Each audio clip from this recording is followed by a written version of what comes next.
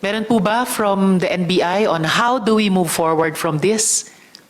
Deputy Director Magno. Good afternoon, Madam Chair, and to all the resource persons here. Yes, ma'am. On the part of the NBI, we would like to strengthen our anti-human trafficking division, our BAU-CD, and of course, to recognize these important roles of our agents in doing their cases. These cases are not simple. These cases goes to the mind, to the soul of every investigator and every agent when doing their work. In this regard, medyo nakukulangan po ang ating mga suporta dito sa ating mga ginagawa na ito. We can hear the testimonies right now, especially the one mentioned about 87,000 cases of child violation, sexual exploitation, hindi po maabot sa aming database yan. And of course, sana po with these reports, considering that the NBI is the national clearinghouse of criminal records, no, we would infuse these datas in our servers so that when the right time comes, magagamit po natin to. Especially with this committee, ma'am, nakita po natin na naumpisa natin yung the Senyor Aguila. Ito po ngayon, yung pong PBMA. Dumarami na po ito. Of course, this is a very sensitive issue regarding the separation of church and state, freedom of religion. But again, on our efforts with the DOJ, law enforcement, and other agencies, dapat po sigurong mabantayan, mamonitor para po hindi na umabot sa ganitong kalalim yung magiging sakit na iiwanan ng ganitong mga sitwasyon, Madam Chair. Yun lamang po. Maraming salamat sa NBI. And I think CWC, isang area of further improvement. Among all agencies naman, yung information sharing para sa database, consolidation ng NBI at iba pa. So, dear colleagues, sinimulan po natin yung investigasyong ito dahil sa hinaing ng mga biktima survivor na lumapit sa aming opisina. Marami sa kanila ay nakipag-ugnayan sa opisina ko pagkatapos nilang masubaybayan ang aming Senate inquiry din kay Senyor Aguila, ang umano'y reincarnation ng Santo Niño. Tila magkapareho daw ang paraan ng pagbe-brainwash, pang-aabuso at pananamantala sa kanila ni Apollo Quiboloy, ang umano'y appointed Son of God. Pagkatapos ng mahabang kwento, pagtakas at pagtatago sa batas, sa huli ay hinarap na rin ni Quiboloy ang Senado. Di po naging madali ang naging laban natin. Tinatakot ang ating witnesses. May rally sa labas ng Senado sa tuwing may hearing dito noon. Kinasuhan kami. May iba't ibang kondisyones para di sila humarap dito. May effort para i-reverse ang ruling ng chair to cite him in contempt before.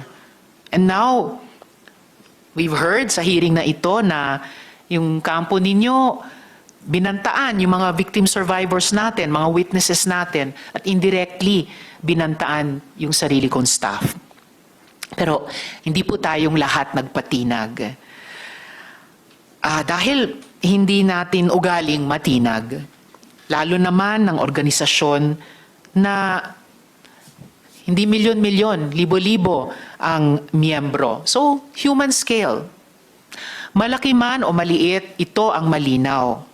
Quiboloy presided over a malicious and systematic subversion of personal will, autonomy, and dignity to make his victims participants in their own abuse, psychological, sexual, physical, and economic. Nagpresenta sila bilang Diyos at unti-unti niyang sinakop ang pag-iisip at katawan ng kanyang mga biktima. Ginamit niya ang kagustuhan nilang maging mabuti para gawan sila ng napakatitinding kasamaan. Sinubukan niyang basagin ang pagkatao nila at paglaruan ang mga piraso, pero hindi siya nagtagumpay. Our brave witnesses, victim survivors, are a testament to that. You may have taken control of their bodies, but the human soul is made of much stronger stuff.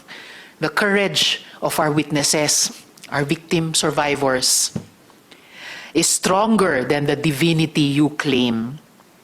Kay Elias Amanda, shout out specially sa iyo. Sana naririnig mo ito. Kay Arlene Stone, na hindi nagpatinag din at hindi napagod. Isa pang shout out sa iyo, 10 sa mga kasama mo sa US at sa Canada. Alam ko, gising pa kayo. Mabuhay po sa inyo. Lahat po tayo ay may karapatan sa relihiyosong paniniwala. Pero kailanman, hindi ito katuwiran sa lantarang pang-abuso sa kapwa, lalo na ng mga kabataan at kababaihan. In the many painful hearings of the Committee on Women, Children, Family Relations, and Gender Equality, we tried to shed light on these base and unique evils. Now, we will try our best to ensure that our country's laws and policies leave no room for Kibuloy's inhumane and ungodly liturgies. It has not been a pleasure chairing these hearings, but it will always be the honor of my team in the office and our Senate committee to provide a platform for victim survivors of human trafficking and to shepherd laws that will protect them even more.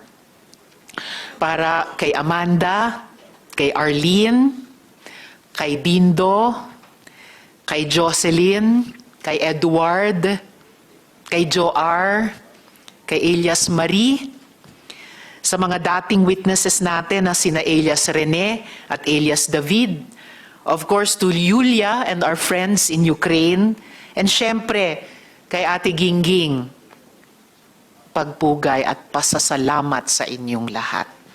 Amplifying your voices and the voices of all victims of human trafficking and violence is our lives' honor.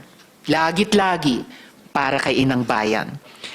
Ingat po ang bawat isa sa Bagyong Christine sa pag-uwi. Tulungan po natin ang ating mga kababayan sa Bicol at lahat pang bahagi ng Pilipinas na naapektuhan. Nang may lubos na pasasalamat sa lahat, this hearing is adjourned.